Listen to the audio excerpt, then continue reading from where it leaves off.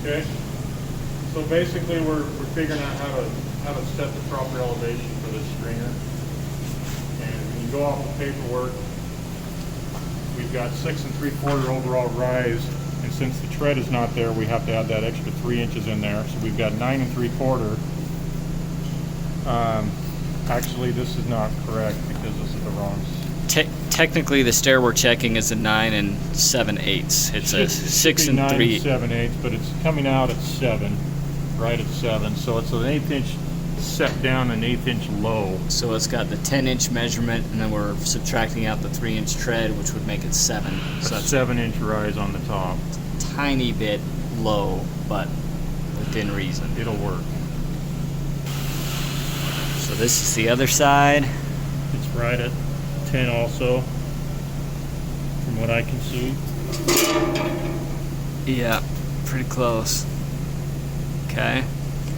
So we're a little bit low on that, but It's better if it's a little bit high. Within like an you're gonna eighth. Be off, you know, so you don't have to go over that 7-inch rise. If Right. you're going to be off at all, it's better to go that direction than too far the other way. To get over yeah, 7. you want to be a little low, not a little high, so we don't brush up Anything against can that be right 7-inch. on, but that's, you know, your variance there. Okay. Never go over 7. When we're hitting on a landing, we always have this notch out at the bottom, and this is basically where the mud stop is going to hit at this notch right here to give us that 6 3/4 overall rise. And so that's what we want to be making sure it's doing, is coming down and resting on top of there. This goes down inside like it shows here, but this one didn't get dropped low enough.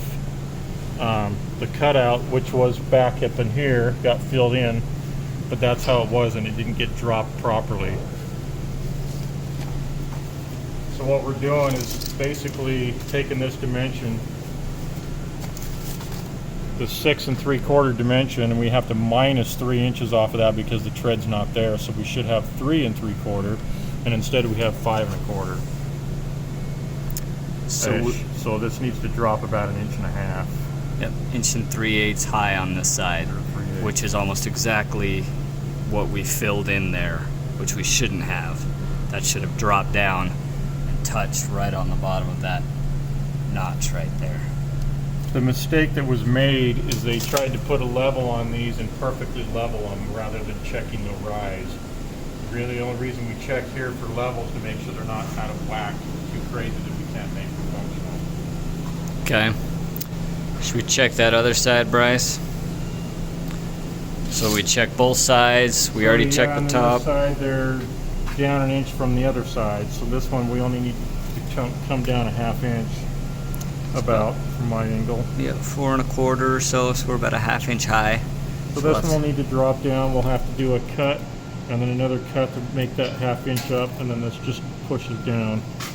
And if you can see on the stringer, you can tell that they filled in about 1/2 inch. They weren't going off of the, you know, The notch again, out. they were trying to level here and they weren't paying attention to what was happening down here.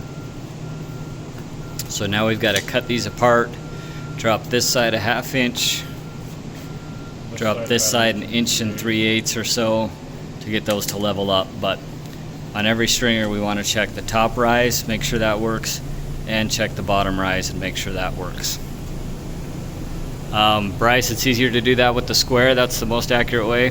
Yeah, the square, especially if you're trying to check the stringer to make sure it was, you know, say your threads are a little out of whack, these aren't perfectly level, and you want to make sure that, say the stringer may have got labeled wrong, you want to check it, then you use the square because it can run all the way over, and then you can see exactly what it was billed at. 6 7/8. 6 7/8. It's supposed to be 3/4. Sometimes they're off 1/8 inch when they're putting their jig on there. See, like that one's right on the money. Yep. So, close enough. Yeah. So kind of an 1/8 inch is about a reasonable tolerance. Yeah, I mean, if you do more than that, you start 3/16 usually is the most you can go before you start noticing. Okay. Anyway, most of them should average out to 6 3/4, and that's what that one's doing. Spot on, 6 3/4. So they were built right in the shop. And see, that one's a bit low. But again, you know, who's gonna notice that walking up the stair? So Right. Kind of is what it is. But if we were to leave this stair the way it is on the bottom and not drop it, then our treads are going to be out of code by an inch and 3/4, by an inch, over an inch on one side and 1/4 inch on one side. So This is another prime example too why we need a stair bar in here. You put a stair bar in here, and not only does it give you that exact dimension you need this way, but you can also stick your torpedo level on it, and you can see if there's any variation in level this way. If there is, then you know something's wrong. right, because if we did that here, we would show that there's a 7/8 difference or so from side to And side. then you would know, like, okay, something is not working out Okay. this way. Like maybe your landing's not, level.